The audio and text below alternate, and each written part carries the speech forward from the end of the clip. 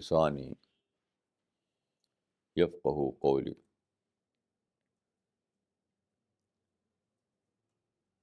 ایک عرب پرچے میں ایک آرٹیکل میں نے پڑھا. اس کا کیپشن تھا الاقلیات المسلمہ تواجہ خطر الذبان. یعنی مسلم مائنارٹیز اسیملیشن کے خطرے سے دوچار ہیں. یعنی اپنے سماج میں جہاں کے غیر مسلم میجارٹی میں ہیں تو اس میں وہ گھل مل جانے کے خطرے سے دوچار ہیں. میں سمجھتا ہوں کہ یہ بالکل بیس لیس آرٹیکل ہے. ایسا کچھ بھی مسئلہ نہیں ہے. انڈیا کے بارے میں یہ بات کہی جاتی ہے، میں اس کو بالکل بیس لیس سمجھتا ہوں. یہ سب غلط تشخیص ہے. اصل مسئلہ یہ سب نہیں ہے. اصل مسئلہ یہ ہے کہ مسلمانوں نے بعد کے زمانے میں اسلام کا جو ایڈیشن تیار کیا وہ ایڈیشن آج ریلیونٹ نہیں رہا ہے. ماڈرن سائنٹیفک ایج میں وہ ارریلیونٹ بن چکا ہے. اس لیے وہ لوگوں کے مائنڈ کو ایڈریس نہیں کرتا. اس لیے لوگوں کے اندر وہ اسپرٹ نہیں جاگتی، اسلام پر وہ یقین نہیں آتا، وہ حوصلہ، وہ کریج نہیں پیدا ہوتا. اس لیے وہ کسی بھی چیز سے متاثر ہو جاتے ہیں.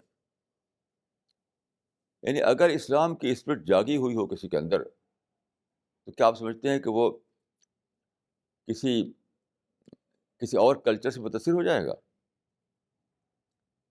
یعنی توحید کا عقیدہ اپنی طاقت کے ساتھ کسی کے مائنڈ میں بیٹھا ہوا ہو تو کیا آپ سمجھتے ہیں کہ وہ کسی اور کلچر سے متاثر ہو جائے گا؟ یقین کیجیے کہ اسلام کا انڈر اسٹیمیشن ہے. یہ اسلام کا انڈر اسٹیمیشن ہے. اسلام نے ان کے مائنڈ کو پکڑا نہیں. اصل بات یہ ہے کہ اسلام اپنے پاور کے ساتھ، اپنے پورے پاور کے ساتھ داخل نہیں ہوا لوگوں کے پرسنالٹیز میں. اس وجہ سے کسی بھی چیز سے متاثر ہو جاتے ہیں. وہ اس طرح کی جو غلط تشخیص ہے اس کی وجہ سے کیا ہوا ہے، مسلمانوں میں ہیٹ، نفرت اور جھجھلاہٹ، غصہ، وائلنس یہ آ رہا ہے. وہ سمجھتے ہیں کہ ساری دنیا اسلام کے دشمن ہے، ساری دنیا اسلام کے خلاف کانسپریسی کر رہی ہے، حالانکہ وہ خود اسلام کے دشمن ہیں. خود کہ ماڈرن جو ورلڈ ہے اس کو سمجھتے نہیں، ماڈرن جو فریم ورک ہے اس کے مطابق اسلام کو پیش کرتے نہیں، وہ خام خواہ دوسروں کو بلیم دیتے ہیں. اس میں کوئی شک نہیں کہ مسلمان ہی اسلام کے دشمن ہے، کوئی دوسرا اسلام کا دشمن نہیں ہے. میں یہ بات بہت سوچ سمجھ کر کہہ رہا ہوں. تو میری اپنی تحقیق کے مطابق، میری اپنی ریسرچ کے مطابق جو سب سے بڑا پرابلم ہے وہ یہ ہے کہ آج کی نسلوں کو جو اسلام مل رہا ہے وہ اوریجنل اسلام نہیں ہے، وہ قرآن حدیث والا اسلام نہیں ہے، بلکہ اسلام کا وہ ایڈیشن ہے جو مسلمانوں نے خود بنایا بعد کے زمانے میں. یہ ہے اصل مسئلہ. ضرورت ہے کہ پھر سے ہم قرآن کو ری ڈسکور کریں، اسلام کو ری ڈسکور کریں. اس کے لیے ہمیں اس کو مائنس کرنا پڑے گا. بعد کو جو لٹریچر تیار کیا گیا اس کو مائنس کرنا پڑے گا، تب ہم اس اسلام کو سمجھ پائیں گے. ہمارے اور اصل اسلام کے بیچ میں ایک گیپ آ گیا ہے، ایک بیچ میں ایک روک آ گیا ہے. وہ ہے کیا؟ مسلمانوں کا اپنا بنایا ہوا اسلامی ایڈیشن بعد کے زمانے میں جو بنایا گیا وہ، اس کو ہٹائیے تب آپ اسلام کو سمجھ پائیں گے. تب نئی نسلوں کے اندر آپ اسلام کا یقین بٹھا پائیں گے. اس بات کو السٹریٹ کرنے کے لیے میں کچھ مثالیں دوں گا جو مجھے خود پیش آئی ہیں. خدا کے فضل سے میں اسی کا تجربہ کر رہا ہوں. پورے یقین کے ساتھ میں کہہ سکتا ہوں کہ وہ نئی نسلیں جن کے متعلق سمجھا جاتا ہے کہ وہ اسلام سے دور ہو گئی ہیں، ان کو اب پھر اسلام کی طرف لوٹایا جا سکتا ہے۔ صرف ایک شرط ہے، وہ یہ ہے کہ انہیں ٹرو اسلام کی تصویر دکھائی جائے، اصل اسلام ان کو بتایا جائے۔ بس یہ جو بیچ کا اسلام بنایا گیا، لوگوں نے اپنے بنا رکھا ہے، اس سے کبھی بھی یقین نہیں آ سکتا ہے۔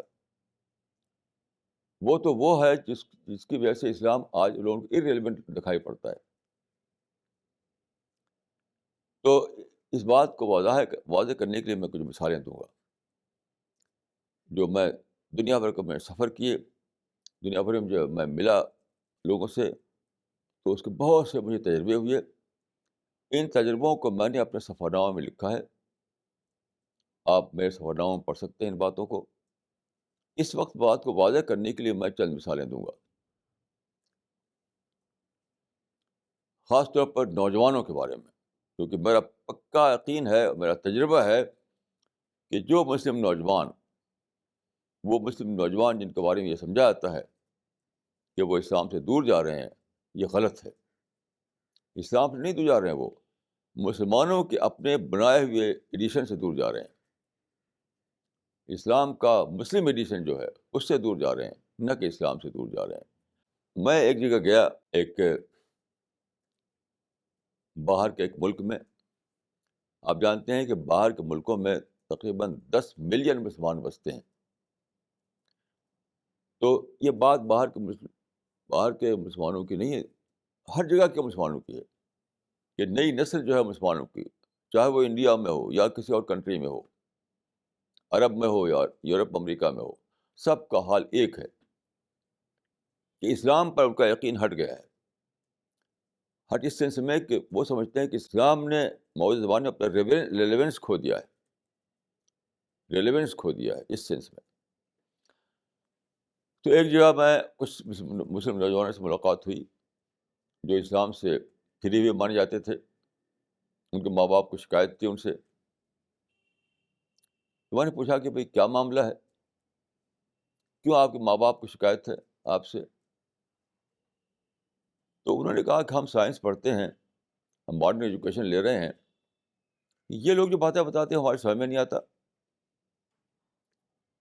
تو میں نے کہا کوئی مثال دیجیے۔ تو مثلاً انہوں نے ایک مثال یہ دی کہ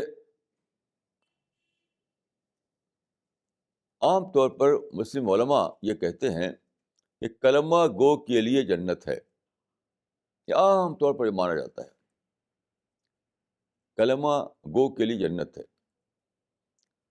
بخاری کی ایک روایت کو لے کر کے غلط مطلب نکالا گیا ہے کہ من قال لا الہ الا اللہ دخل الجنہ۔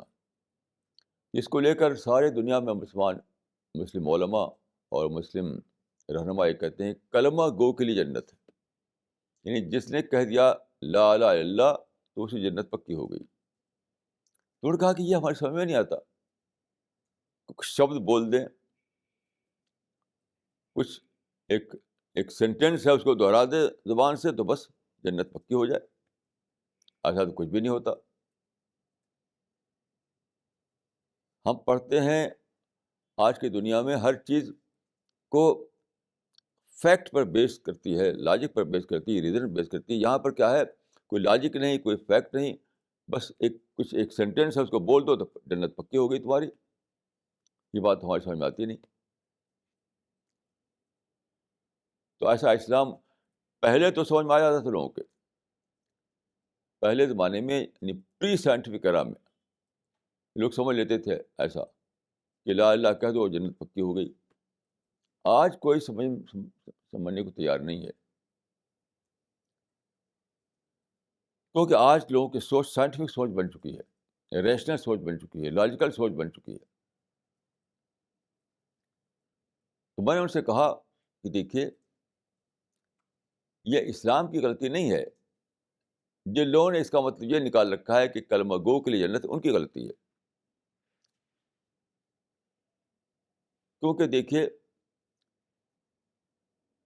ایک حدیث یہ ہے کہ من قال لا الہ الا اللہ دخل الجنہ، دوسری حدیث اسی کے بارے میں اس طرح ہے کہ من عرف اللہ الہ الا اللہ دخل الجنہ. تو اس دونوں کو ملا کر سوچیے آپ، تو قائل کلمہ کے لیے جنت نہیں ہے، عارف کلمہ کے لیے جنت ہے.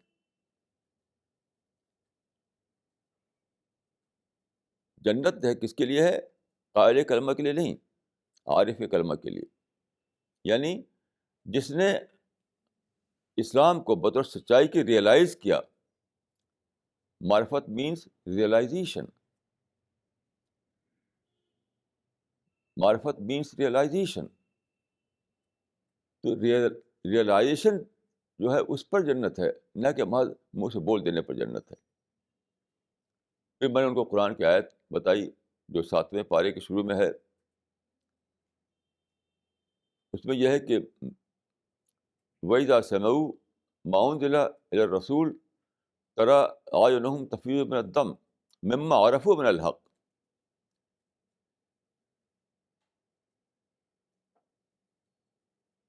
یعنی معرفت، حق کی معرفت، اس پر کہا گیا ہے کہ انہیں فَأَصَابَهُمُ اللَّهُ بِمَا قَالُوا جَنَّاتٍ تَجْرِی مِن تَحْتِهَا الْأَنْہَارُ.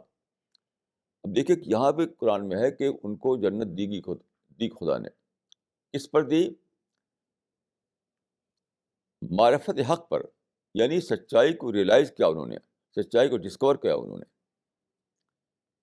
تو میں نے اسے بتایا کہ ایمان مینس ڈسکوری، ایمان مینس ریئلائزیشن. میں نے کہا کہ دیکھیے یہ اتنی بڑی یونیورس ہے، اس کا ایک بنانے والا ہے، اسی بنانے والے کو ہم خدا کہتے ہیں، اللہ کہتے ہیں. وہ ہمارے لیے بظاہر ان سین ہے، دکھائی نہیں دیتا ہے. تو جب آدمی ریسرچ کرتا ہے، اسٹڈی کرتا ہے اور سوچتا ہے، سوچتے سوچتے اس کی ڈسکوری ہو جاتی ہے کہ اس یونیورس کے پیچھے ایک خدا ہے، اس کا ایک کریٹر ہے. یعنی ڈیزائن میں وہ ڈیزائنر کو پا لیتا ہے. تو اس ڈسکوری جو جس کو ہو جائے، جس کو یہ اس حقیقت کا ریئلائزیشن ہو جائے، اس کے لیے پیراڈائز ہے، اس کے لیے جنت ہے. تو فوراً مان لے گئے وہ. کہا بالکل ٹھیک کہہ رہے ہیں آپ بالکل ٹھیک کہہ رہے ہیں.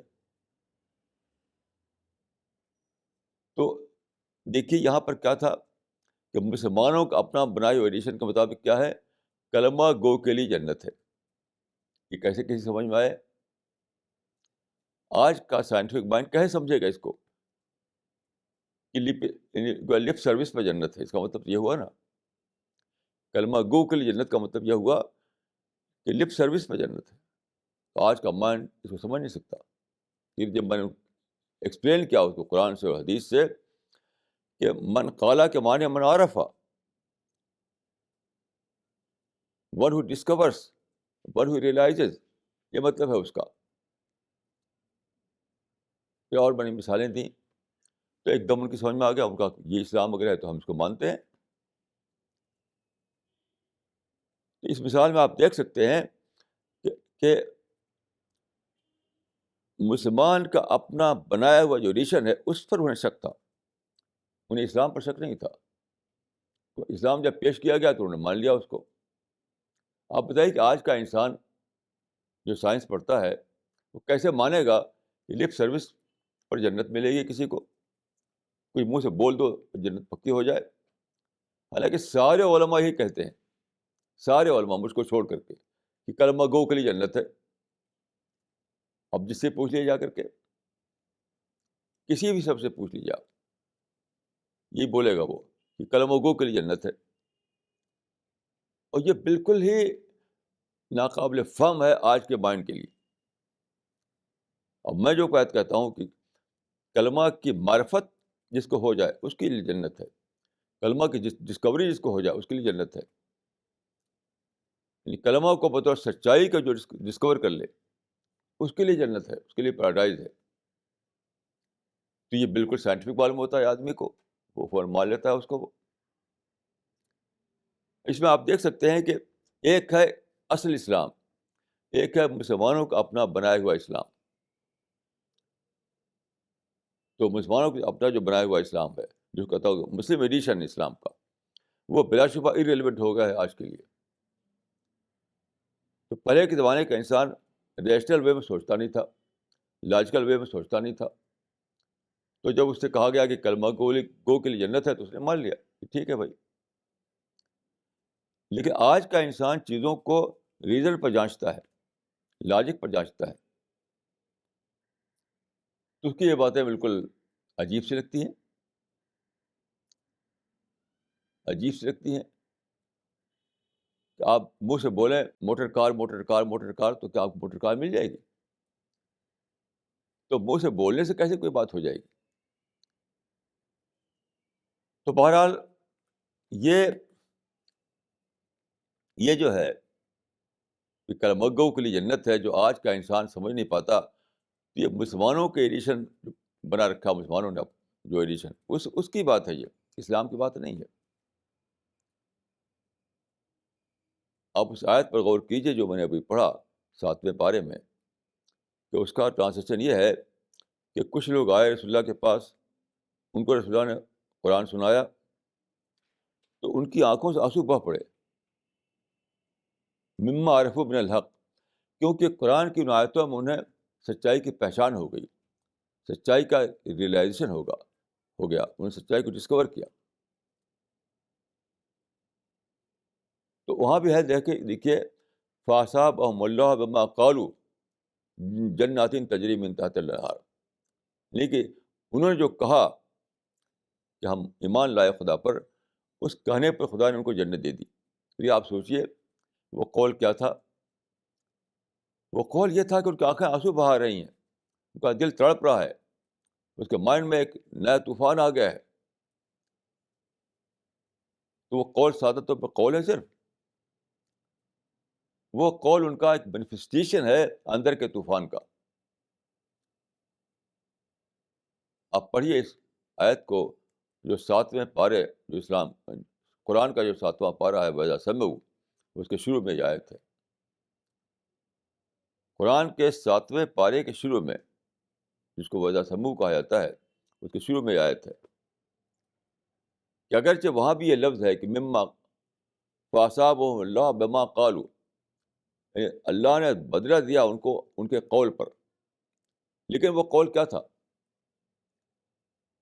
تو اسی آیت ہی سے ملتا ہے کہ وہ قول کیا تھا، کہ ان کی آنکھیں آنسو بہا رہی ہیں، ان کا دل تڑپ اٹھا ہے، اس کے مائنڈ میں بیلیاں چمک رہی ہیں، ان کے سینے میں ایک طوفان آ گیا ہے خدا کی یاد کا، خدا کی پہچان کا، خدا کی معرفت کا.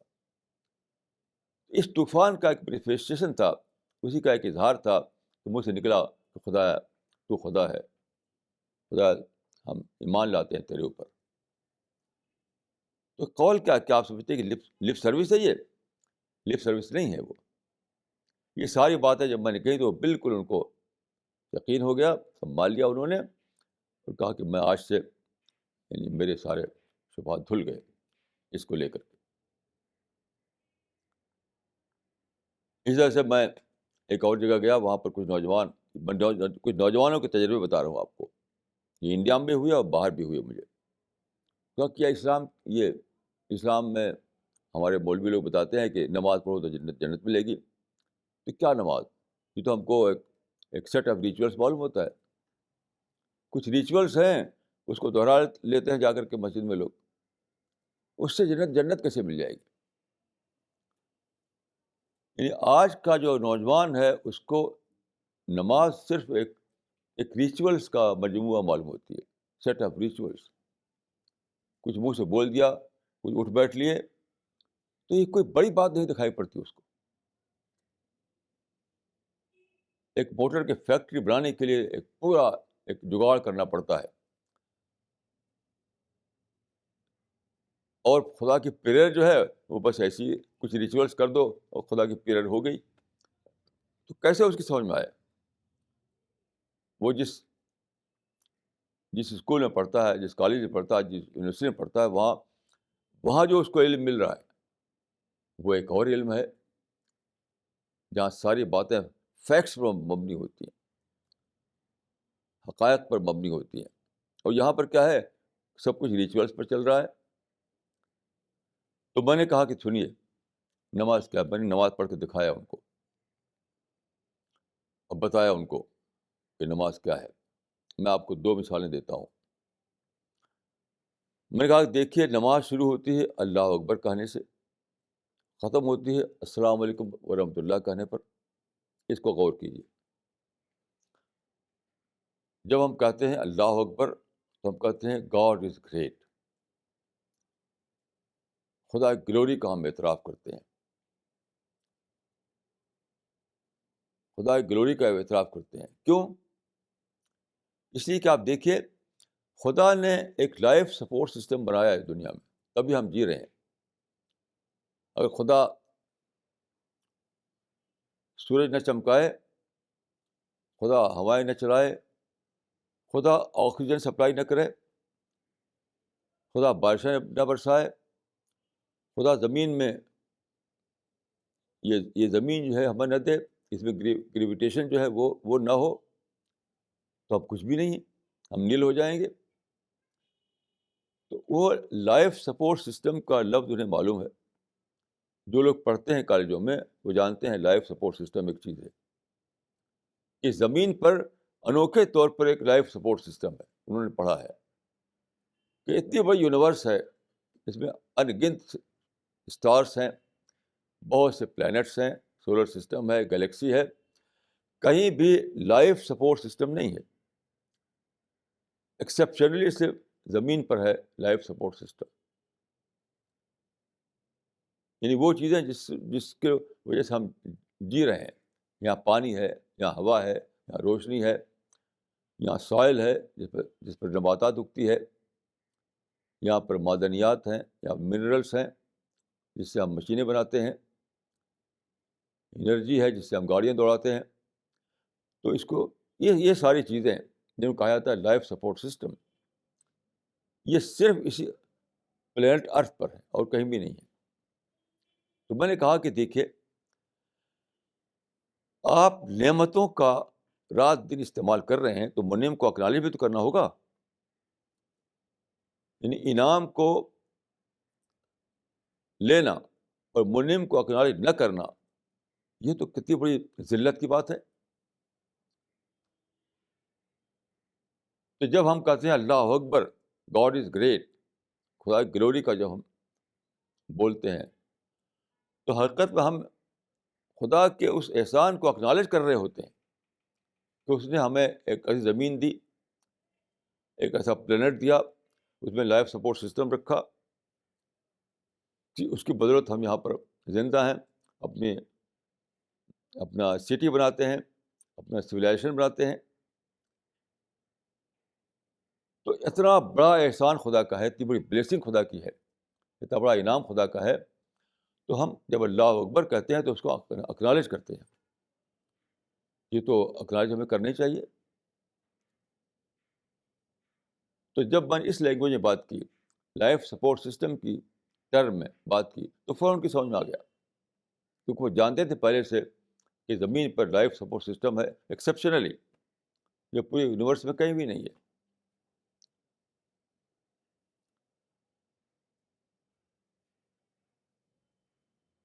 پھر میں نے کہا کہ دیکھیے اور کچھ باتیں بتا کر کے میں نے کہا کہ دیکھیے جب نماز آپ ختم کرتے ہیں تو کہتے ہیں السلام علیکم ورحمۃ اللہ. آپ آپ ادھر اپنا چہرہ پھیرتے ہیں، ادھر چہرہ پھیرتے ہیں، بس سارے زمین پر جو بسے ہوئے ہیں لوگ، ساری ہیومینٹی کو آپ کہہ رہے ہوتے ہیں السلام علیکم ورحمۃ اللہ. ساری ہیومینٹی کو، سارے انسانوں کو، کیا اے لوگوں تم پر خدا کی سلامتی ہو، اے لوگوں تم پر خدا کی رحمت ہو، اے لوگوں تم پر خدا کی بلیسنگ ہو. وہ کیا ہے؟ میں نے کہا کہ آپ جو آج آپ کے جو شہر ہیں، آپ کا جو کچھ بھی آپ کا سامان جس میں جیتے ہیں آپ، وہ کیسے ملا؟ اس کے پیچھے ہزاروں سال کی ہسٹری ہے، ہزار سال کی ہسٹری ہے. مثلا میں نے کہا کہ میرے بچپن میں جب ایک چیز لکھی آتی تھی، خط، اس کو کاپی کرنا ہوتا تھا تو دوسرا پھر سے لکھنا پڑتا تھا، دوسرا پھر سے لکھنا پڑتا تھا. آج کیا ہے، آپ ایک بٹن دبائیے اور دھڑ دھڑ نکلتے کاپی نکلتی چلی آئے گی. میں نے کہا قرآن پہلے ہر کاپی الگ الگ لکھنی پڑتی تھی. ہر کاپی کو الگ الگ لکھنا پڑتا تھا. آج پرنٹنگ پریس کے زمانے میں آپ ایک اچھا نسخہ تیار کر لیجئے اور اس کے بعد ملین بلین کاپی نکال لیجیے اس سے. تو یہ سب کیسے ہوا؟ ہزاروں سال تک انسان ریسرچ کرتا رہا. ہزاروں سال تک انسان ایفرٹ کرتا رہا. تب پرنٹنگ پریس بنا. تب ماڈرن یہ ساری ٹیکنیک وجود میں آئی جس کے بل پر آپ جی رہے ہیں. وہ سب چاہے وہ کپڑا ہو یا کھانا ہو یا بلڈنگ ہو یا گھر ہو یا کار ہو یا ہوائی جہاز ہو, اس کے پیچھے ہزاروں سال کی تاریخ ہے. تو ہیومینٹی جو ہے کتنی, یعنی ہزاروں سال سے ہیومینٹی آپ کے لیے کوشش کر رہی ہے کہ آپ کو ایک سویلائزیشن ملے, ایک سویلائزڈ ورلڈ میں آپ جی سکیں. آج آپ ایک سویلائزڈ ورلڈ میں جیتے ہیں جہاں کمیونیکیشن ہے, جہاں شاندار بلڈنگیں ہیں, جہاں لانڈ سٹی ہے, جہاں برج ہیں, ہزاروں چیزیں ہیں. یہ کیسے بنا؟ کیا آپ نے بنایا ہے؟ میں نے کہا کہ آپ نے بنا لیا ہے خود سے موٹر کار. اس کے پیچھے تو ہزاروں سال کی تاریخ ہے. تو سویلائزیشنل کنٹریبیوشن ہے ایک لمبا, جس کی وجہ سے آپ کو یہ سب چیزیں ملی ہوئی ہیں. تو اس کو ہم اکنالج کرتے ہیں جب کہتے ہیں السلام علیکم ورحمۃ اللہ. اے انسانوں, اے ہیومینٹی, تم پر خدا کی سلامتی ہو, تم پر خدا کی بلیسنگ ہو, کیونکہ تمہارے کنٹریبیوشن کی وجہ سے ہم آج یہ سب کچھ پائے ہوئے ہیں جو ہم پائے ہوئے ہیں. یہ ماڈرن سٹی, کنزیومر گڈس, اور یہ ایویشن, یہ کار اور ہوائی جہاز, یہ کمیونیکیشن, ایجوکیشنل سسٹم, یہ ساری چیزوں کے پیچھے ہزاروں سال کی تاریخ ہے. آج جو اپنے بچوں کو پڑھاتے ہیں اسکول میں اور کالج میں, تو آپ سمجھتے ہیں کہ آج آپ نے بنا لیا ہے یہ سسٹم. اس ایجوکیشنل سسٹم کے پیچھے بھی ہزاروں سال کی تاریخ ہے. تو آپ بچے پڑھ پڑھ کے شاندار جاب لے رہے ہیں. تو میں نے کہا کہ جب ہم کہتے ہیں اللہ اکبر, تو اس خدا کو ہم اکنالج کرتے ہیں جس نے اتنا بڑا لائف سپورٹ سسٹم بنایا ہمارے لیے. کہ جب ہم انعام کو استعمال کرتے ہیں تو ہم منعم کا احترام بھی ہمیں فرض ہوتا ہے ہمارے لیے. تو خدا کے انعام کو استعمال کرنے کی وجہ سے ہم منعم کو کہتے ہیں کہ خدا تو بہت بڑا ہے.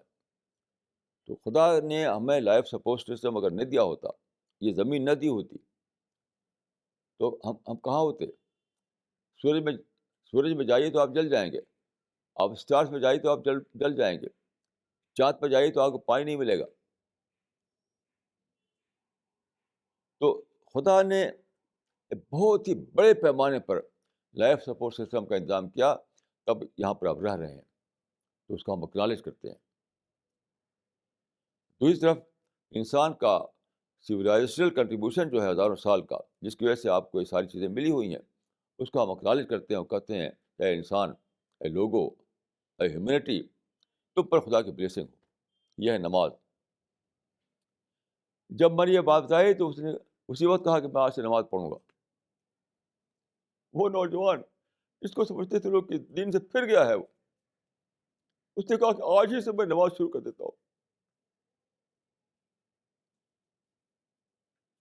تو آپ دیکھیے, وہ بیچارہ جو تھا, اس کو جو سمجھتے تھے کہ اسلام سے دور ہو گیا, اسلام سے دور نہیں ہوا تھا. وہ مسلمانوں کے اپنا بنایا جو ایڈیشن ہے اس سے دور ہو گیا تھا. وہ مسلمانوں نے اسلام کو بتا دیا ایک مسئلے مسائل کی چیز, فضائل کی چیز.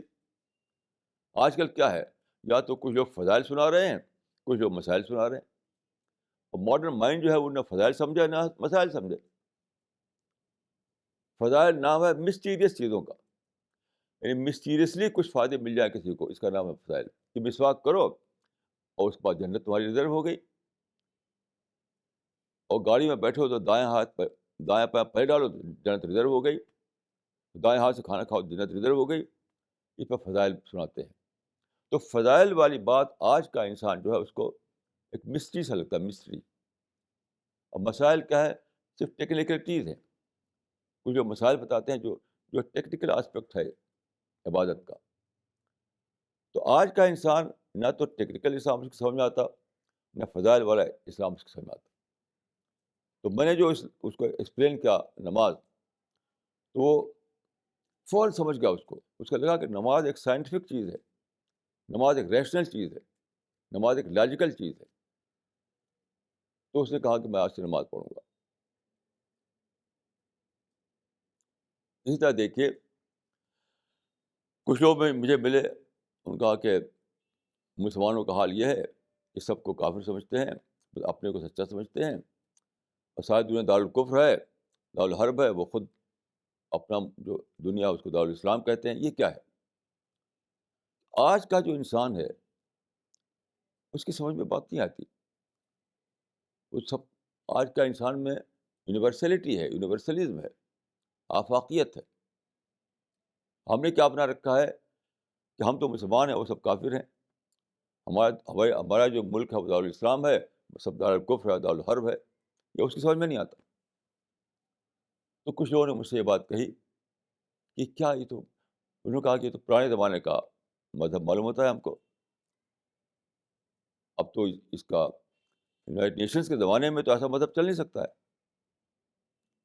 کیونکہ یونائٹڈ نیشنز کے مطابق سارے انسان ایک ہیں، سب ملک برابر ہیں. آج کوئی دارالاسلام نہیں، کوئی دارالکفر نہیں، کوئی دارالحرب نہیں.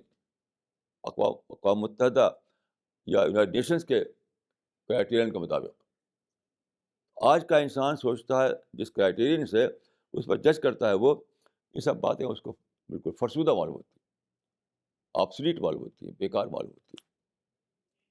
میں نے اس کو سمجھایا کہ دیکھیے یہ قرآن و حدیث میں کہیں ہے ہی نہیں. یہ جو کیٹیگرائزیشن ہے یہ ہے ہی نہیں اسلام میں، یہ تو لوگوں نے بنا لیا ہے. اور وہ بہت اچنبھا میں پڑ گیا. وہ سمجھتا تھا کہ یہ تو اسلام ہے. میں نے کہا سارے قرآن میں آپ دیکھ ڈالیے کہیں بھی نہیں ہے یہ کیٹیگرائزیشن، نہ حدیث میں یہ کیٹیگرائزیشن. یہ تو بناوٹی ہے، بات کیا مسلمانوں نے بنا لیا اور وہ چلا رہے ہیں اس کو. پھر میں نے ان کو مثال دی کہ دیکھیے رسول اللہ صلی اللہ علیہ وسلم جب مکہ میں تھے، یہ 7 سینچری کے فرسٹ کوارٹر کی بات ہے، تو اس وقت مکہ میں سب کے سب جو تھے وہ غیر مسلم تھے، وہ مشرک تھے. تو آج کل جو بنا رکھا لوگوں نے، جو بات کو جو فقہ کے ذریعے بنا، یہ فقہی اسلام ہے. یہ قرآن اسلام نہیں ہے. یاد رکھیے ایک ہے فقہی اسلام، ایک ہے قرآنی اسلام. یہ کیٹیگرائزیشن جو ہے یہ فقہی اسلام ہے، یہ قرآنی اسلام نہیں ہے. تو فقہی اسلام کو پھینکیے. تو میں نے بتایا کہ دیکھیے رسول اللہ صلی اللہ علیہ وسلم زمانے میں عرب جو مکہ تھا جہاں آپ تھے، یا جو عرب تھا، تو سارے عرب میں انکلوڈنگ مکہ لوگ مشرک تھے اور نان مسلم تھے. تو رسول اللہ نے تو نہیں کہا کہ مکہ دارالکفر ہے. آپ یہ بولی نہیں بولے. آج کل کی اصطلاح کے مطابق مکہ دارالکفر تھا، لیکن آپ یہ بولی نہیں بولے. آپ سمپلی آپ نے مکہ کہا اس کو، مکہ بس. یعنی جو نام اس کا چلا رہا ہے وہ نام بولے. آپ خود سے آپ نے ایک ٹرم نہیں اس پر چسپاں کیا کہ مکہ دارالکفر ہے. یہ بدعت ہے. یہ جب رسول اللہ نے اس کو مکہ کہا تو اب تم بھی مکہ کہو. تم بھی دنیا کو وہی نام دو جو انہوں نے خود نام دے رکھا ہے. ڈنمارک ڈنمارک کہو، انڈیا کو انڈیا کہو، لنکا کو لنکا کہو، امریکہ کو امریکہ کہو. یہ جو ہے کہ ہم خود سے ایک ٹرم بناتے ہیں دارالکفر اور اس کو اپلائی کرتے ہیں، یہ کہاں ہے؟ یہ تو مسلمانوں کا اپنا ایڈیشن ہے. تو میں نے کہا کہ دیکھیے مکہ جو تھا اس میں نان مسلم تھے، عرب تھا نان مسلم تھے اس وقت، لیکن آپ نے ان کو صرف مکہ کہا، صرف عرب کہا، صرف طائف کہا. آپ نے کسی کو بھی دارالکفر نہیں کہا. اس سے کیا نکلا؟ جو نام کسی نے خود اپنا لے رکھا ہے وہی نام آپ بھی بولیے.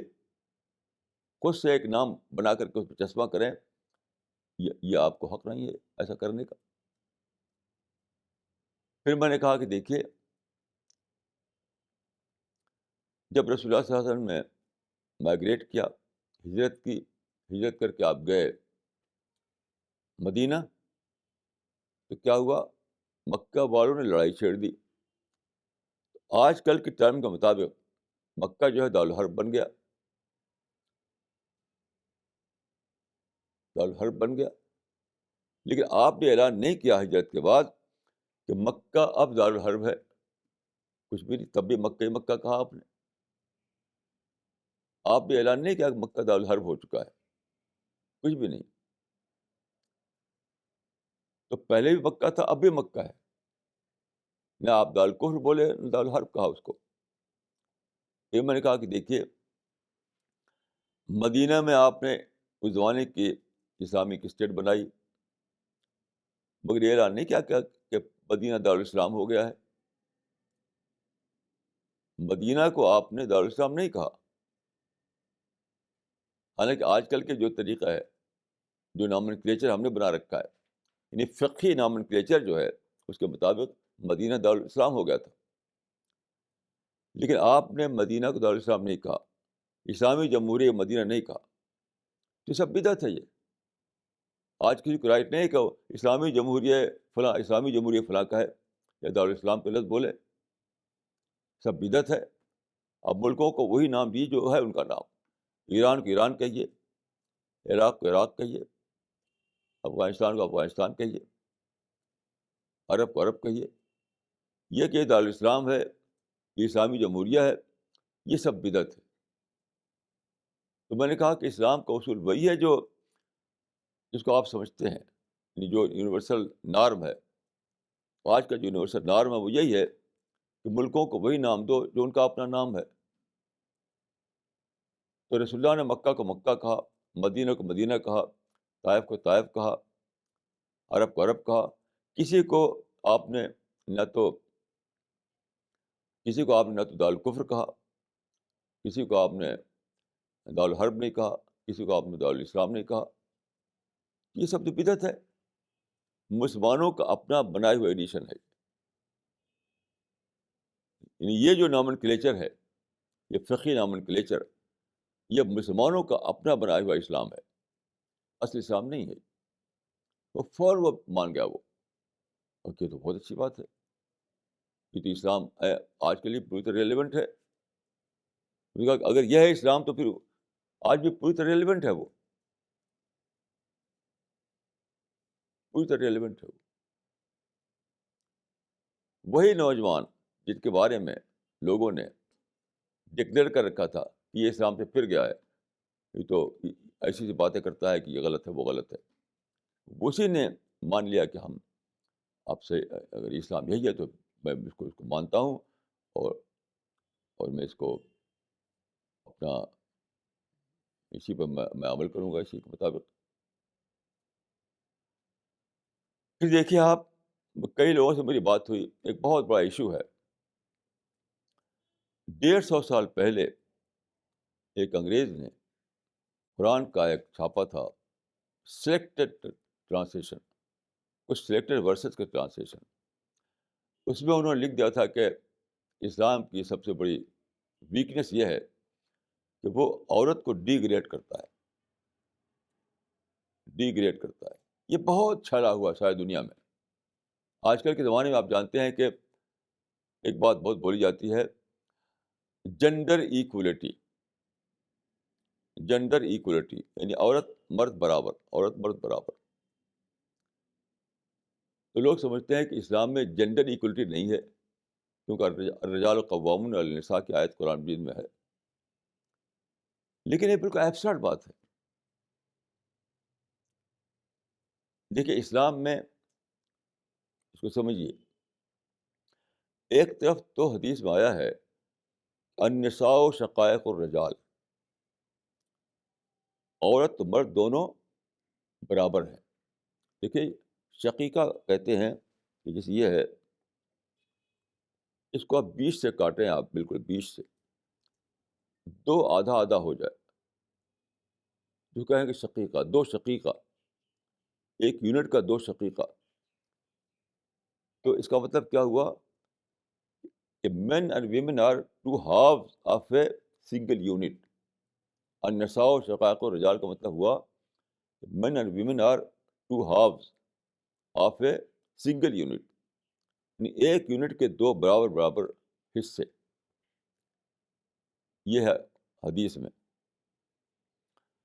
قرآن میں ہے کہ الرجال قوامون علی النساء. اس کے معنی کہ قرآن کے مطابق عورت مرد میں فرق ہے، فرق ہے. تو اس کا مطلب یہ نہیں کہ ان کے رتبے میں فرق ہے، فضیلت میں فرق ہے، نہیں. حدیث اور قرآن دونوں کو ملا کر دیکھیے تو اس کا مطلب یہ بنتا ہے کہ عورت اور مرد دونوں ریسپیکٹ کے اعتبار سے برابر ہیں، لیکن رول کے اعتبار سے ان میں ڈفرینس ہے. اس کو آپ سمجھیے. ایک ہے ریسپیکٹ، دونوں کو برابر کا ریسپیکٹ دیا جائے. تو ریسپیکٹ کے اعتبار سے دونوں ایکول ہیں، equal in respect but different in role. So the Islamic formula is that men and women are equal in respect but different in role. کہ رتبے اور عزت کے اعتبار سے دونوں برابر ہیں، لیکن رول کے اعتبار سے ان میں فرق ہے. اب دیکھیے، آگے بڑھیے. یہ فرق ہونا خدا کی بہت بڑی بلیسنگ ہے. پوری کائنات جو ہے فرق پر قائم ہے. عورت اور مرد اگر بالکل یعنی ایک ہی صلاحیت کے ہوں، بالکل ایک ویو لینتھ دونوں کا ہو، تو کیا ہوگا؟ پروگرس رک جائے گی. تو میں نے اس کو ڈیٹیل سے لکھا اپنی کتاب عورت میں ہماری انسانیت میں کہ عورت اور مرد کا بہترین جو اسلام میں جو بتایا گیا ہے وہ یہ ہے کہ دونوں ایک دوسرے کے لیے انٹلیکچوئل پارٹنر ہیں. اس میں نے بتایا کہ انسان کے لیے اس دنیا میں سب سے بڑی چیز جو اچیو کرے وہ ہے انٹلیکچوئل ڈیولپمنٹ. انٹلیکچوئل ڈیولپمنٹ سب سے بڑی اچیوبل بات جو ہے اس دنیا میں وہ ہے انٹلیکچوئل ڈیولپمنٹ، انٹلیکچوئل پروگرس. وہ کیسے ہوتا ہے؟ وہ ہوتا ہے اسٹڈی سے، آبزرویشن سے، کنٹمپلیشن سے، لیکن ساتھ ساتھ اس کو چاہیے ایکسچینج، ایکسچینج، انٹلیکچوئل ایکسچینج. تو عورت اور مرد دونوں ایک دوسرے کے لیے انٹلیکچوئل پارٹنر ہیں. تو انٹلیکچوئل پارٹنر کب بنیں گے؟ جب میں ڈفرینس ہو. اگر ایک ہی اینگل سے دونوں سوچیں تو آپ ایکسچینج کیسے کریں گے؟ جب دونوں کے اندر ڈفرینس ہو تبھی ایکسچینج چلے گا کامیابی کے ساتھ. ایک آسپیکٹ وہ بتائے گا، ایک دوسرا آسپیکٹ وہ بتائے گا. ایک پہلو سے وہ سوچے گا، دوسرے پہلو سے وہ سوچیں گے. تو ڈفرینس ہی سے تو ڈسکشن ہوگا، ڈفرینس ہی تو ایکسچینج ہوگا. تو خدا نے عورت مرد میں ڈفرینس رکھا تاکہ انٹلیکچوئل ایکسچینج سکسیزفل طریقے پہ چلتا رہے. تو ریسپیکٹ کے اعتبار سے دونوں برابر، لیکن رول کے اعتبار سے فرق ہے. فرق اس لیے ہے کہ دونوں مل کر کے زیادہ بڑا پروگرس کر سکیں. دونوں ایک ہی ہوں تو ترقی رک جائے گی. اسی لیے کسی نے کہا ہے بہت صحیح کہ نیچر ابورس یونیفارمٹی. نیچر یکسانیت سے نفرت کرتی ہے. مرد بھی یکساں نہیں ہوتے. کوئی دو مرد یکساں نہیں، کوئی دو عورت یکساں نہیں، یہاں تک کہ دو بکری بھی کوئی یکساں نہیں ہوتی. اس دنیا میں کوئی یکساں نہیں ہے. تو اس نے کہا کہ نیچر ابورس یونیفارمٹی. نیچر میں یونیفارمٹی نہیں ہے، نیچر میں ڈفرینسز ہیں. ڈفرینس کیوں ہے؟ بغیر ڈفرینس کی ترقی نہیں ہو سکتی ہے. جب دو آدمی دو ڈفرینٹ اینگل سے سوچیں گے تبھی تو ان کے درمیان ایکسچینج ہوگا. سب ایک ہی ڈھنگ سے سوچیں گے تو کیا ہوگا؟ کسی نے بہت صحیح کہا ہے کہ جب سارے لوگ ایک ہی بات سوچ رہے ہوں تو وہاں کوئی ڈیولپمنٹ نہیں ہو سکتا ہے. سارے لوگ ایک ہی بات سوچیں تو کوئی ڈیولپمنٹ نہیں ہوگا. تو میں سمجھتا ہوں کہ زیادہ صحیح بات یہ ہے کہ جینڈر ان ایکولیٹی، نہ کہ جینڈر ایکولیٹی. کہ میں نے کہا ان سے کہ جینڈر ایکولیٹی تو کچھ بھی نہیں ہے. اصل چیز ہے جینڈر ان ایکولیٹی. یعنی ایک طرف تو دونوں جو ہیں ایک یونٹ کے ٹو ہاؤز ہیں، یعنی رتبے میں برابر ہیں. اپنے اسٹیٹس کے اعتبار سے، رتبے کے اعتبار سے، حیثیت کے اعتبار سے دونوں برابر ہیں. ریسپیکٹ کے اعتبار سے دونوں برابر ہیں. لیکن رول کے اعتبار سے فرق ہے ان میں. کیونکہ فرق اگر نہ ہو ترقی نہیں ہوگی. وداؤٹ ڈفرینس دیر از نو پروگرس. وداؤٹ ڈفرینس دیر از نو ڈیولپمنٹ. تو ڈفرینٹ صلاحیت کے لوگ جب اکٹھا ہوتے ہیں تبھی کوئی بڑا کام ہوتا ہے. تو خدا نے دونوں میں ڈفرینس رکھا تاکہ دونوں مل کر زیادہ بڑا کام کر سکیں. تو جس سے بھی میں نے یہ بات کی اس نے مانا اس کو. ابھی تک کوئی ایک آدمی مجھے نہیں ملا ہے جس نے اس کو نہ مانا ہو. کہ زیادہ بڑی بات جینڈر ایکولیٹی نہیں ہے، زیادہ بڑی بات جینڈر ان ایکولیٹی ہے. تو جینڈر انیکولیٹی کے ساتھ ساتھ رتبے میں، حیثیت میں، رسپیکٹ میں سب کو برابر مانا اسلام نے. تو اسلام کا فارمولا کیا ہے؟ Equal in respect but different in role. Equal in respect but different in role. جس سے میں نے کہا سب نے مانا اس کو کہ وہ صحیح آپ کر رہے ہیں. اسلام کا طریقہ صحیح طریقہ ہے. اب دیکھیے کہ مثلاً عورت مرد آتے ہیں. ماڈرن جو سوسائٹی ہے تو آج کل لو میرج ہوتی ہیں. ساری ماڈرن سوسائٹی میں 99% شادیاں لو میرج سے ہوتی ہیں. لیکن کیا وجہ ہے کہ میجارٹی جو ہے وہ کیا ہوتا ہے؟ سپریشن ہوتا ہے، آپس میں لڑائی جھگڑا ہوتا ہے. یا تو لڑتے جھگڑتے رہتے ہیں یا سپریشن ہو جاتا ہے. کیوں؟ یہ جینڈر ایکولیٹی کا نظریہ. دونوں اپنی برابری اسٹیبلش کر رہے ہوتے ہیں. میں تمہاری بات کیوں مانوں؟ میں تمہاری بات کیوں مانوں؟ تو جینڈر ایکولیٹی جو ہے وہ تو ٹکراؤ پیدا کرتا ہے، کلیش پیدا کرتا ہے. دونوں کو رائٹ کانشیس بنا دیتا ہے. جتنا تمہارا حق اتنا ہی میرا حق. تو جینڈر ایکولیٹی کا نظریہ ہے جو وہ کیا کرتا ہے کہ شوہر اور بیوی کو رائٹ کانشیس بنا دیتا ہے. تو نتیجہ کیا ہوتا ہے کہ سب لڑتے رہتے ہیں. وہ کہتے ہیں میرا رائٹ پورا نہیں ہوا، میرا رائٹ پورا نہیں ہوا. میں تمہاری بات کیوں مانوں؟ میں تمہاری بات کیوں مانوں؟ تو جینڈر ایکولیٹی ان نیچرل ہے. اور دوسری طرف جو ہے جینڈر ان ایکولیٹی جو ہے، جو اسلام کا نظریہ ہے، اس سے انسان ڈیوٹی کانشیس بنتا ہے کہ مجھے اپنی ڈیوٹی کرنا ہے. مجھے اپنی ڈیوٹی کرنا ہے. دونوں کو اپنی اپنی ڈیوٹی کرنا ہے. مجھے اپنی ڈیوٹی کرنا ہے، تم کو اپنی ڈیوٹی کرنا ہے. جیسے یہاں ہم بیٹھے ہوئے ہیں، بہت سارے لوگ ہیں، ہر ایک اپنی ڈیوٹی کر رہا ہے. کوئی کیمرے کو دیکھ رہا ہے، کوئی لکھ رہا ہے، کوئی بجلی کا سسٹم یا اس کو چیک کر رہا ہے. تو ہر ایک اپنی اپنی ڈیوٹی کر رہا ہے. تو جینڈر ان ایکولیٹی کا نظریہ جو ہے ڈیوٹی کانشیس بناتا ہے لوگوں کو. اور جینڈر ایکولیٹی کا نظریہ جو ہے جینڈر وہ بناتا ہے لوگوں کو رائٹ کانشیس. تو ان نیچرل ہے بالکل. تو میں نے جب یہ بات سمجھائی تو ایک دم وہ کہا پڑے کہ بالکل صحیح بات ہے کہ رائٹ پر کبھی بھی ایک اچھی سوسائٹی یا اچھی فیملی نہیں بن سکتی. ڈیوٹی پر بنتی ہے.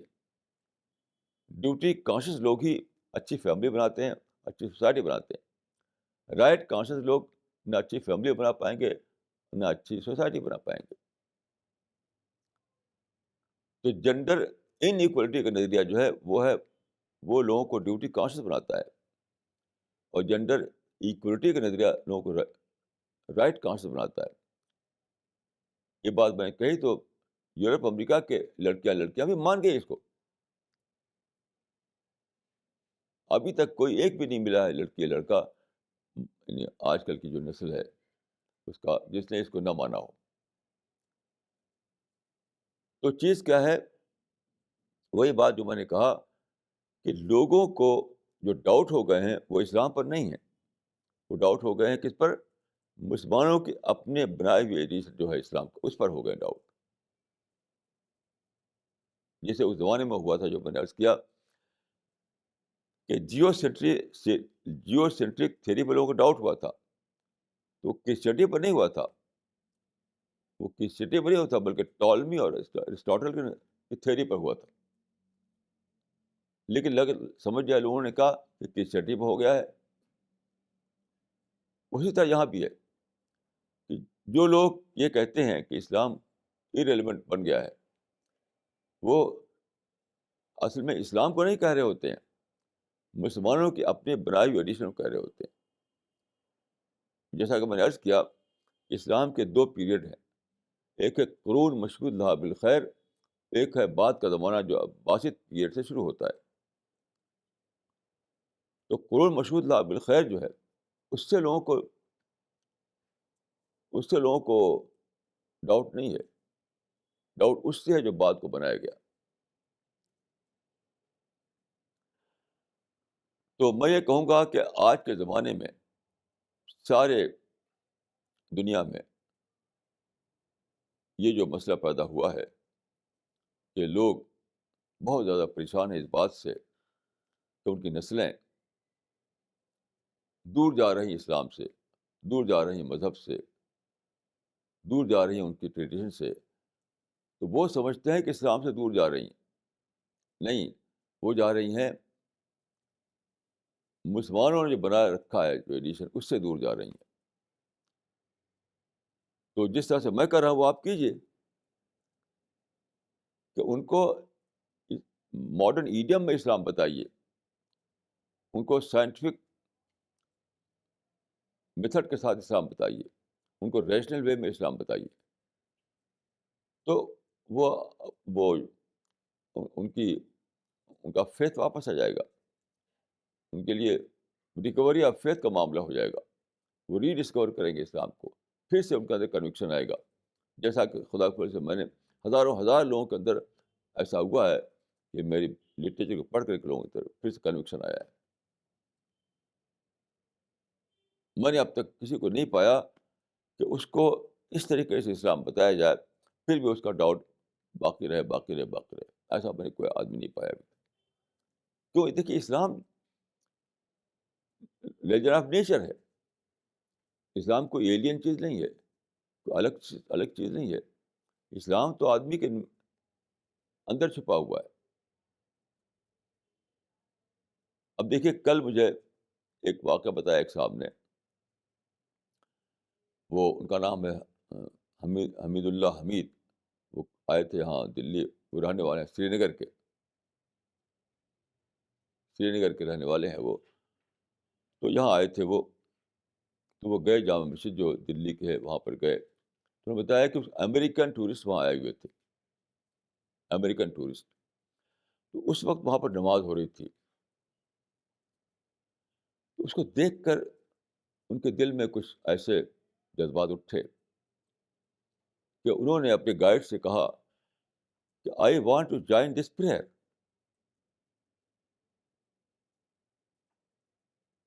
آئی want to join this prayer. تو جو گائیڈ تھا وہ مسلم گائیڈ، اسے کہا کہ you can not join it. آپ اس میں شریک نہیں ہو سکتے. کیوں؟ یہ مسلم عبادت ہے، آپ تو نان مسلم ہیں. اب دیکھیں کہ اس کا جو فطرت بول رہی تھی، اس کی فطرت کو سمجھے نہیں وہ. اپنے جو ٹریڈیشنل انداز ان کا تھا اپنا، کہ بس مسلمان مسجد جا سکتے ہیں، مسلمانی نماز پڑھ سکتے ہیں. تو اس بیچارے کے دل کی جو آواز اٹھی تھی اس کو دبا دیا انہوں نے. اب میں آپ کو بتاتا ہوں کہ ایک امریکن پروفیسر آئے ہمارے پاس، وہ اسلام پر جاننا چاہتے تھے. تو میں نے کہا کہ میں آپ کو چلتا ہوں، مسجد دکھاؤں گا. تو انہوں نے کہا کہ مسجد میں جا کر کیا کروں گا؟ میں نے کہا کہ مسجد آپ بھی نماز پڑھ لیجیے. انہوں نے کہا کہ میں تو کرسچن ہوں، میں تو نان مسلم ہوں، میں کیسے نماز پڑھوں گا؟ میں نے ان سے کہا کہ قصہ میں لکھا ہے، رسالے میں چھاپا ہے اپنے میگزین میں. میں نے کہا without being a Muslim you can experience نماز. Without being a Muslim you can experience نماز. مطلب آپ چلیے ہمارے ساتھ نماز پڑھیے, وضو کیجیے, اور آپ کو ایک ایکسپیرئنس ہوگا, ایک تجربہ ہوگا, وہ آپ کیجیے. اور پھر اگر آپ کو ٹھیک لگے تو آپ اس کو اپنی زندگی میں اختیار کر لیجیے, آپ اسلام کو امبریس کر لیجیے. تو بغیر یعنی یعنی مسلم بنے بغیر بھی آپ اس کو ایکسپیرئنس کر سکتے ہیں. Without being a Muslim you can experience نماز. تو جناب اس کا بہت بڑا اثر پڑا اس کا. یہاں پر دیکھیے کیا کہہ رہے ہیں کہ نہیں صاحب, آپ نان مسلم ہیں, اس لیے آپ نہیں نہ مسجد جا سکتے نہ آپ وہاں شریک ہو سکتے ان میں. تو یہ ہمارا اپنا بنایا ہوا اسلام ہے, اصل اسلام نہیں ہے یہ. تو میں سمجھتا ہوں کہ جو لوگ اپنی اگلی نسلوں سے نالاں ہیں, شکایت کرتے ہیں, یہ سمجھتے ہیں کہ اسلام کی گرفت سے باہر نکل گئے وہ لوگ, انہیں اپنے بارے میں سوچنا چاہیے, انہیں سارے مسئلے کو ری اسیس کرنا چاہیے, اور سائنٹیفک وے میں ان سے ڈیل کرنا چاہیے. ہم نے خدا کے فضل سے ایک لمبی مدت کے بعد, لمبی ریسرچ کے بعد, لمبی اسٹڈی کے بعد ایک پورا لٹریچر کا ایک پورا سیٹ تیار کیا ہے. ہر آسپیکٹ, اسلام کا تقریباً ہر آسپیکٹ جو ہے اس پر ہم نے کتابیں تیار کی ہیں.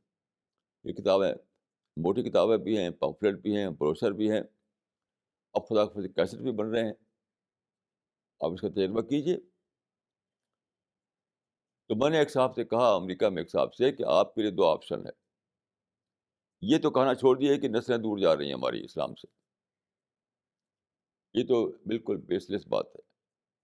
وہ شکایت کر رہے تھے کہ صاحب یہ ویسٹرن سویلائزیشن جو ہے اس کا جو آنسلاٹ ہے اس نے ہم کو تباہ کر دیا ہے وغیرہ وغیرہ. میں نے کہا یہ بالکل آپ غلط کہہ رہے ہیں. آپ ویسٹرن سویلائزیشن کا معاملہ نہیں ہے, یہ اس بات کہ آپ انکمپیٹنٹ ثابت ہوئے ہیں اسلام کو ماڈرن ایڈیا میں پیش کرنے سے.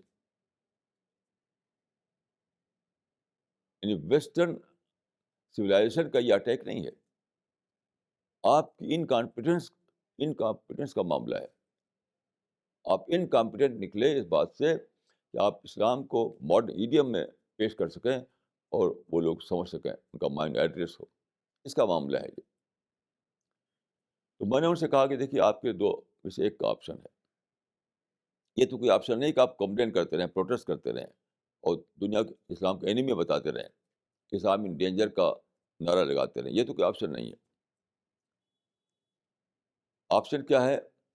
یا تو آپ بڑی طریقے سے اسٹڈی کیجیے.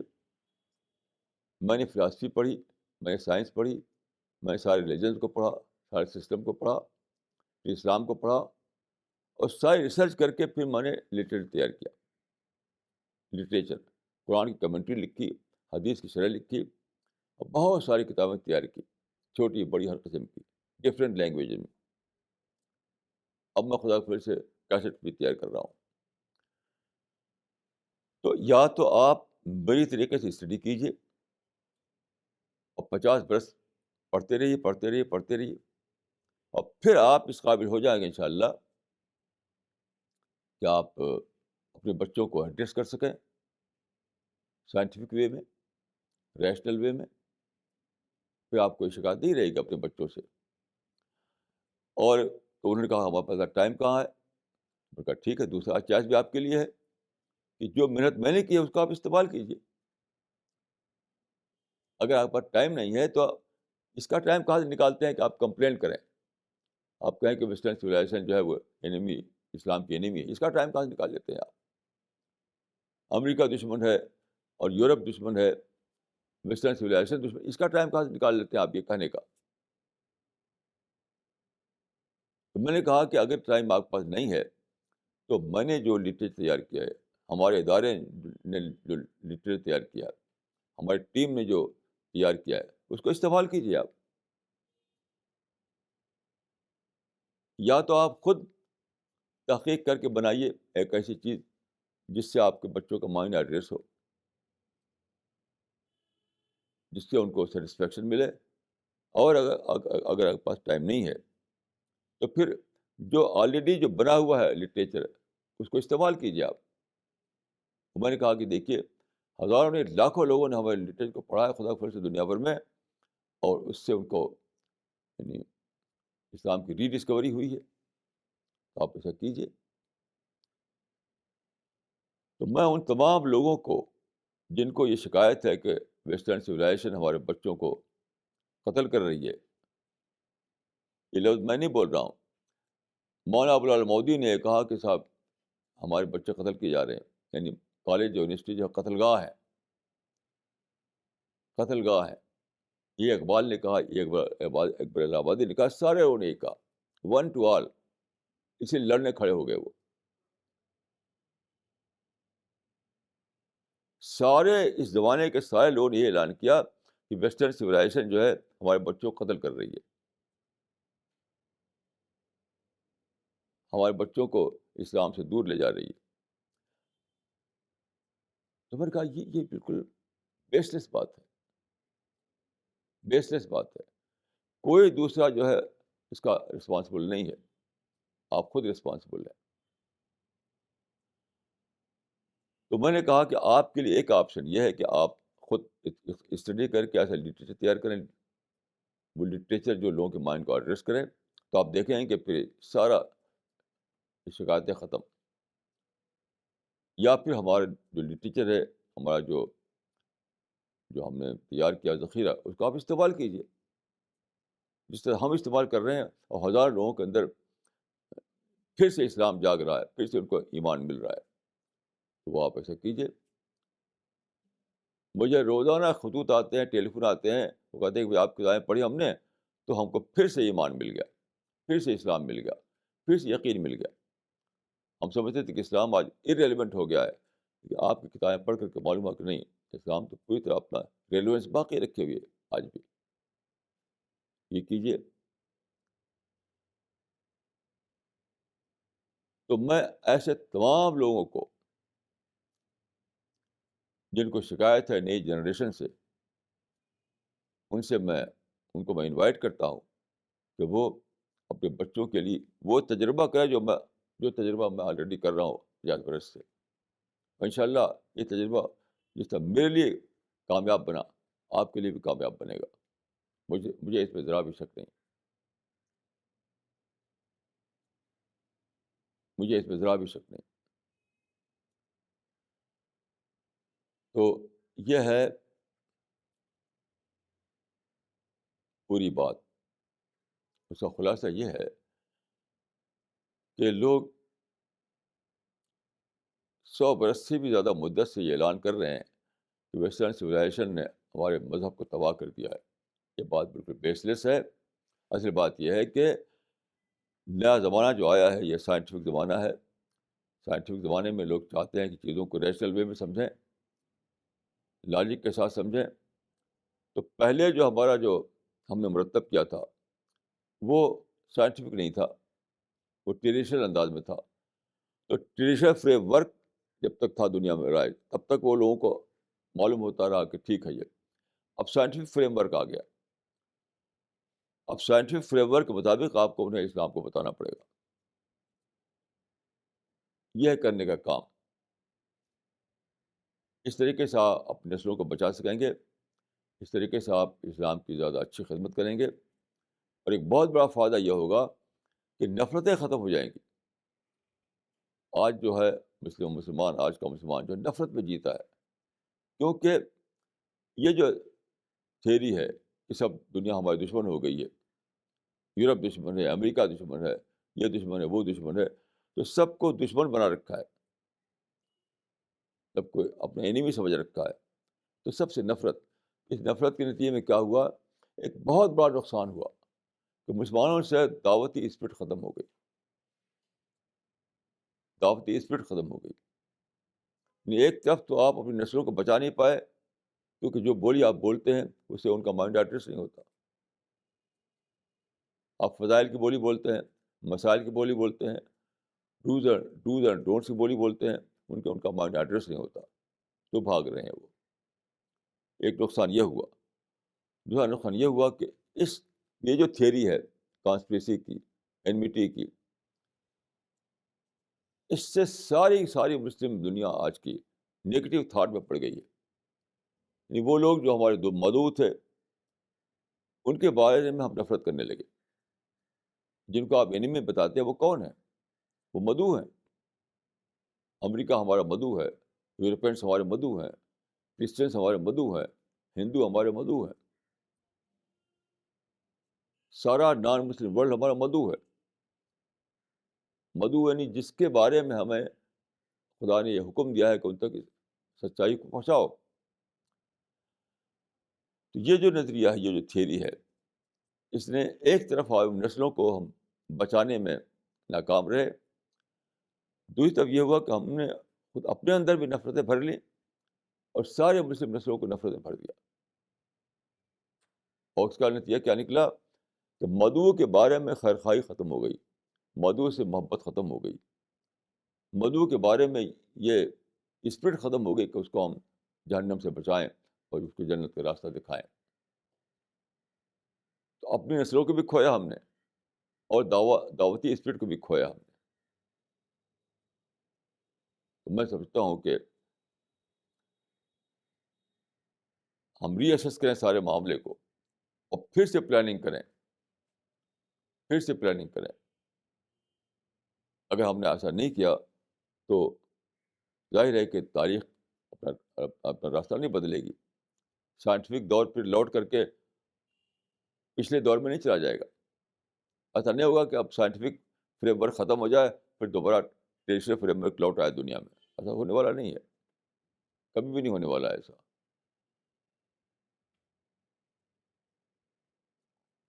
تو ہمیں چاہیے کہ ہم ری اسیس کریں، ری ایگزامن کریں اور ری پلاننگ کریں اپنے سارے معاملے کی، اور نگیٹو بولی بولنا چھوڑ دیں کہ Islam is in danger, Muslims are in danger, Muslim امہ از ان ڈینجر. یہ سب بولی بولنا چھوڑ دیں. بالکل کوئی ڈینجر نہیں ہے، کوئی خطرہ نہیں ہے. مسئلہ صرف یہ ہے کہ ہم انکمپیٹنٹ ثابت ہوئے ہیں نئے زمانے کے لحاظ سے اسلام کو پیش کرنے میں. سارا مسئلہ یہ ہے.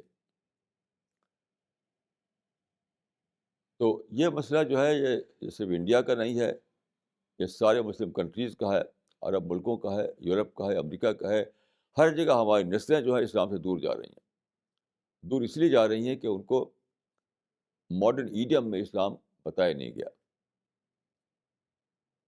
سارا معاملہ یہ ہے. تو بہرحال میں آخر میں یہ کہوں گا کہ ہمیں اپنے آپ کو نگیٹو تھنکنگ سے بچانا چاہیے. ہم کو سارے معاملوں کو پھر سے سمجھنا چاہیے. ہمیں اپنی نسلوں کو اس طرح اسلام پیش کرنا چاہیے کہ ان کا مائنڈ ایڈریس ہو، ہماری شکایتیں ان کے بارے میں جو ہے وہ ختم ہو جائیں گی. اور دوسری طرف ہمیں دعویٰ اسپرٹ پھر سے زندہ کرنا چاہیے تاکہ ہم دنیا کو بتائیں کہ اسلام کیا ہے. اسلام کا میسج ساری دنیا کو بتانا اور اپنی نسلوں کو پھر سے انہیں یعنی اسلام کو پھر سے ان کی اس پر ان کے یقین کو بٹھانا. اس کو میں کہا کرتا ہوں کہ ایک طرف دنیا کو ہمیں اسلام کی دنیا ایک طرف ہمیں یہ کرنا ہے کہ دنیا اسلام کو ڈسکور کرے. دنیا کے لیے ہمیں اسلام کو اس کی ڈسکوری بنانا ہے، اور اپنی نسلوں کو ہمیں یہ کرنا ہے کہ وہ اسلام کو ری ڈسکور کریں. ایک طرف ہمارا ٹارگیٹ ہونا چاہیے ڈسکوری، دوسری طرف ہمارا ٹارگیٹ ہونا چاہیے ری ڈسکوری. یعنی مسلمانوں کے لیے ہمیں کوشش کرنا ہے کہ وہ اسلام کو ری ڈسکور کریں، اور دوسروں کے لیے ہمیں کوشش کرنا ہے کہ وہ اسلام کو ڈسکور کر کے اس کے سچائی کو سمجھیں. یہ ہے ساری بات. تو آخر میں دعا کرتا ہوں کہ اللہ تعالیٰ مجھ کو اور آپ کو سچی فہم دے، سچی سمجھ دے، اور ہمیں یہ عقل دے کہ ہم سارے معاملے کو پھر سے سمجھیں اور پھر سے پلاننگ کریں تاکہ ہماری کوششیں دنیا میں کامیاب ہوں. ہم اپنے آپ کو نگیٹو تھنکنگ سے بچائیں اور پازیٹیو پلاننگ کریں. اسی کے لیے میں دعا کرتا ہوں اپنے لیے اور آپ کے لیے. اقول قولی ھذا واستغفر اللہ لی ولکم اجمعین.